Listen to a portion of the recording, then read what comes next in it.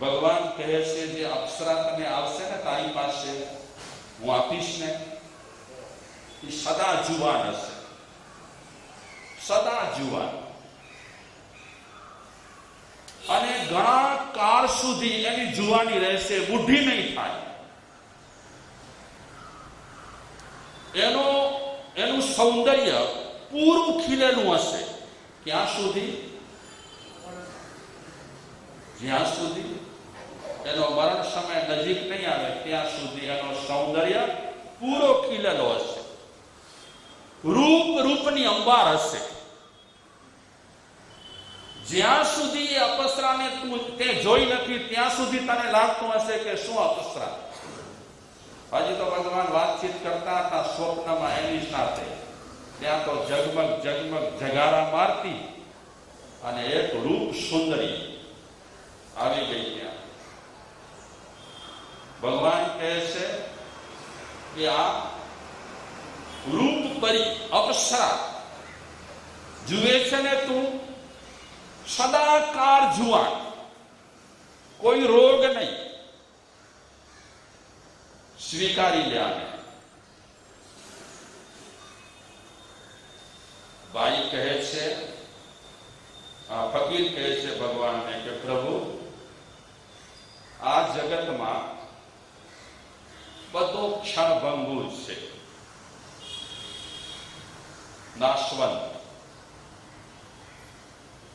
એવી અનેક નાશવંત ચીજો સાથે મેં ઉપભોગ કર્યો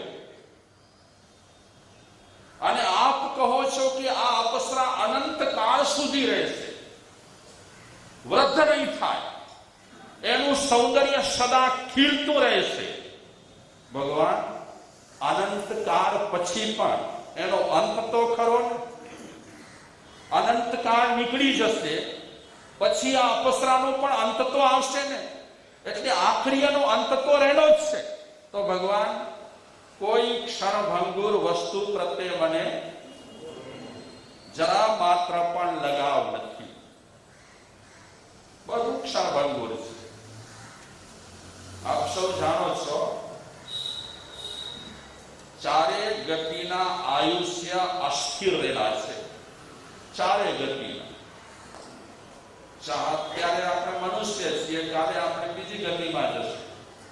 જ્યાં જ્યાં જે ગતિમાં જશું ત્યાં આયુષ્ય તો બધે ઠેકાણે અસ્થિર જ છે, ક્ષણભંગુર, નાશવંત. એક દિવસે એ પડી જશે, ખલાસ થઈ જશે, વિસર્જન થઈ જશે, નાશ પામી જશે. તો ફકીર ભગવાનને કહે છે મને અપ્સરામાં બિલકુલ આકર્ષણ નથી. જ્યારે સ્વપ્નમાં વાર્તાલાપ થતો હતો ત્યારે ફકીર ચારે બાજુ નજર ફેરવતો હતો ભગવાનની આજુબાજુ, આસપાસ, નજીક શું શું છે એ બધું જોતો હતો. તો આ વાર્તાલાપ દરમિયાન સ્વપ્નમાં એને જોયું કે ભગવાનની બાજુમાં એક સરસ મજાનો ફૂલનો છોડ હતો. ફૂલનો છોડ. ભગવાનને કહે છે એક ફકીર સ્વપ્નમાં કે તલવાર કામની નથી, અદિત્ય વીંટી કામની નથી, અપ્સરા પણ કામની નથી. અગર તમે મારા પર પ્રસન્ન થયા હો, ખુશ થયા હો, તો આપની બાજુમાં જે છોડ છે જેમાં ફૂલ આવ્યું છે એ છોડ ફૂલવાનું મને આપી દો. ભગવાન સ્વપ્નમાં ફકીરને કહે છે અરે તલવારની કિંમત છે, વીંટીની કિંમત છે, અપ્સરાની કિંમત છે, આ ફૂલની શું કિંમત? અને તું બીજું કાંઈ પણ મારી પાસે નથી માંગતો અને ફૂલ માંગે છે. ફૂલમાં શું? એ વખતે ફકીર કહે છે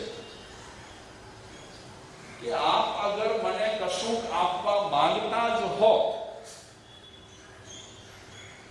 तो मने बीजी काई पण वस्तु नथी जोईती। केवल मैं हमणा जेनी मागणी करी ई मने शुं खपे? फूल। फकीर स्वप्नमा भगवान ने ए पण कही रह्यो छे के भगवान तमे आम बोलो छो के तारी भक्ति पर प्रसन्न थयो छुं, तारी आराधना पर खुश थयो छुं, तारी फकीरी पर हूँ राजी थयो छुं। तो राजी थया पछी, प्रसन्न थया पछी तमे मने तलवार केम आपो? तमे मने अपसरा केम आपो? तमे मने धनवान बनवा माटे वीटी केम आपो? तमे हकीकतमां मारा पर प्रसन्न थया छो के नाराज थया छो?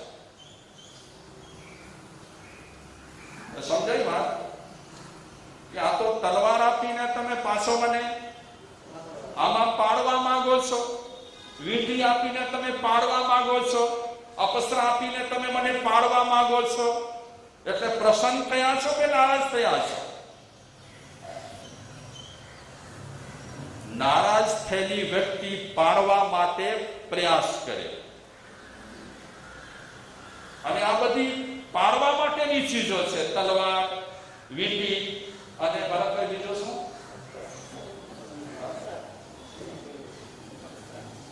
અપ્સરા।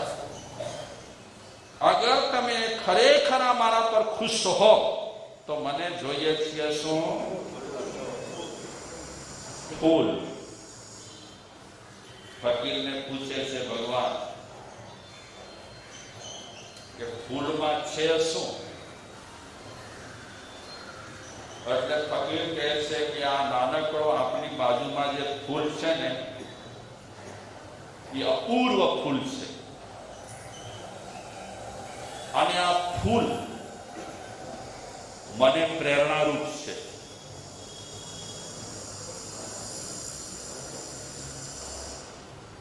મને એ સમજ આપશે આ ફૂલ કે અત્યારે ખીલતો ફૂલ સાંજે करवाई जैसे ये मने ज्ञान आपसे, ये मने बोध आपसे, एक क्षण भंगुरता मने ख्याल करावशे। बीजू शू लेवानुं होय? पुष्पमांथी खीले खरे अने खलास थई जाए तो बराबर, पण बीजो फूलमांथी शुं मळे? चारे बाजू सुवास, खुशबू, महक। प्रभु आपनी बाजू में जो फूल है ने ए मने तमे आपशो ने तो हूँ बे रीते बोधपाठ लईश। बीजी रीते ए बोधपाठ लईश के जे रीते आ फूल नानकड़ी जिंदगी में सुवास फैलावी करी अने पोतानी जिंदगी शू करे छे? पूरी करे छे। एक सरस मजानो नानकड़ो स्लोगन छे, पुष्प सरीखूं जीवन मरजो एज तमन्ना मारे। पुष्प सरीखूं जीवन मरजो एज तमन्ना मारे। आज मारी एक जंखना रेली छे के मारू जीवन केवुं पुष्प जेवुं बनो। समय पर खरी जवाना, चीमड़ाई जवाना, नाश पामवाना, पण ए सुवास प्रसरावतु फूल भले नानकड़ी जिंदगी जीवे पण यादगार बनी जाए। तो भगवान ने कहे छे आ मने बहुत पसंद छे। भले फूलनी जिंदगी केटली छे? फूलनी जिंदगी केटली? बहुत नानकड़ी। सवारथी लई करी खिले त्यारथी लई करी सांजे करवाय त्यां सुधीनी एनी लाइफ। तो भगवान ने फकीर कहे छे के प्रभु आपने केटला वर्ष जीव्या ए काई महत्वनुं नथी। घणा वर्षो जीव्या पछी पण आपणे काई मेळव्युं न होय तो एनो काई मतलब नथी। आ नानकड़ो पुष्प, आ खिलेलो पुष्प, आ करमातो पुष्प प्रेरणा आपे छे। जिंदगी भले नानी होय पण एवी जिंदगी तमे बनावो के तमारी जिंदगीनी सुवास तमारा गया पछी पण फैलायेली होय। लोको एहसास करे, महसूस करे કે આ ભાઈ ગયા પણ ખરેખર સુવાસ ફેલાવતા ગયા. આપણે કહીએ ને ઘણા લોકો માટે ગુજરી જાય પછી કે ખરેખર ભાઈ બહુ સરસ હતા, સુવાસ મૂકીને ગયા છે, દુનિયા જગત એને યાદ કરશે. તો ભગવાન ફૂલ કેટલું સુંદર છે. ફકીર કહે છે ભગવાન કે આપની બાજુમાં જે ફૂલ છે તે કેટલું સુંદર છે.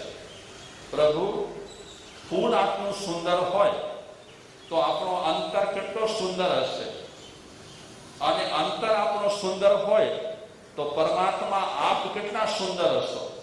તો આ ફૂલમાંથી મને પ્રેરણા મળશે કે આવો ફૂલ જેવો અંતર આત્મા બનાવો છે, અને આવા ફૂલ જેવા અંતર આત્મામાંથી મારે શું બનવું છે?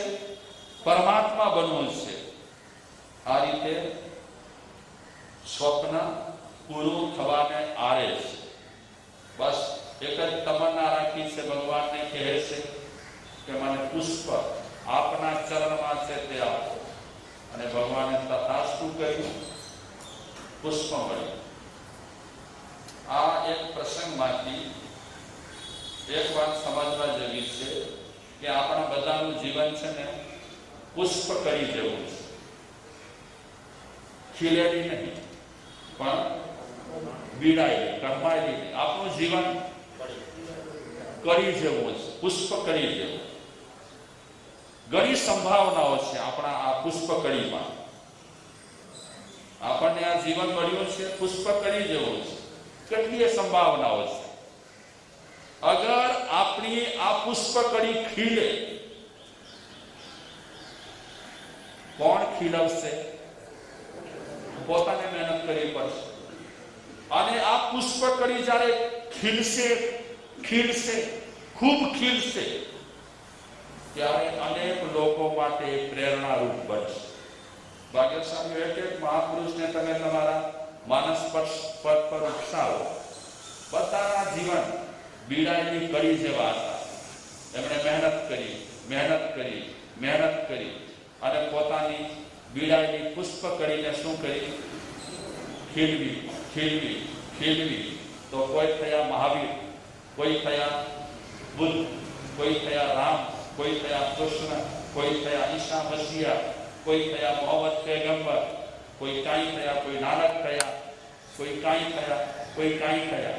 આ બધા મહાપુરુષોએ પોતાની પુષ્પ કળીને ખીલવી. કઈ રીતે ખીલવી? મહેનત કરી. શ્રમ કરો, સફળ થાઓ. સહન કરો, સફળ થાઓ. સ્વભાવ બદલો, સફળ થાઓ.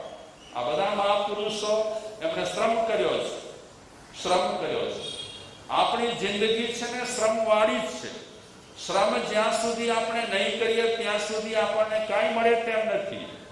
જો હમણાં કેટલા દિવસ સુધી તમે ધર્મ ધ્યાન કર્યા અને કેટલો શ્રમ કર્યો ને, શ્રમ, ખૂબ શ્રમ કર્યો, તો શ્રમ કરતા કરતા કાંક આપણને મળ્યું.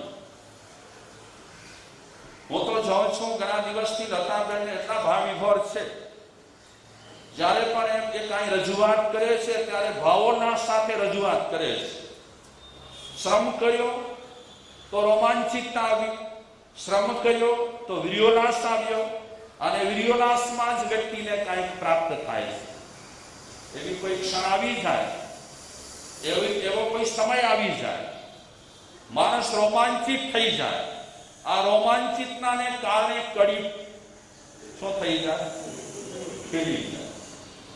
આ બુદ્ધ, મહાવીર વગેરે જે જે મહાપુરુષો વિશ્વમાં થયા, એમના જીવનમાં પણ રોમાંચિતતા આવી. અને જે સમય એમને રોમાંચિતતા આવી એ સમય એમને જે પકડવાનું હતું એ પકડી લીધું. બેડો પાર થઈ ગયો. મહાવીર ભગવાનના જીવનમાં પણ રોમાંચિતતા મહાવીર થયા એના પહેલા આવી ગઈ હતી. કયા ભાવમાં આવી હતી?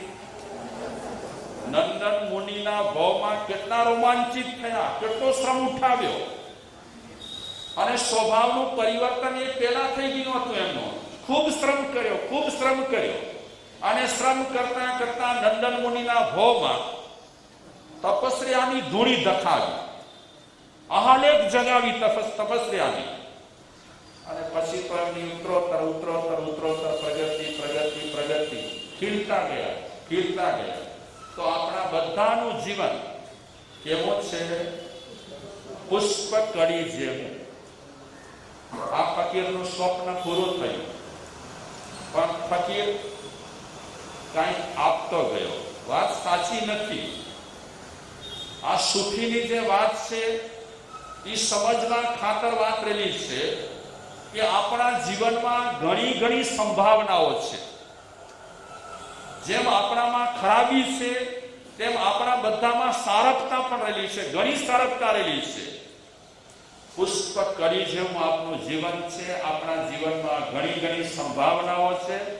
આપણે જો સીધો પ્રયાસ કરીશું તો ખૂબ વિકસીશું અને વિકસ્યા પછી આ નાનકડી જિંદગીમાં આપણે કંઈક બનીને રહીશું.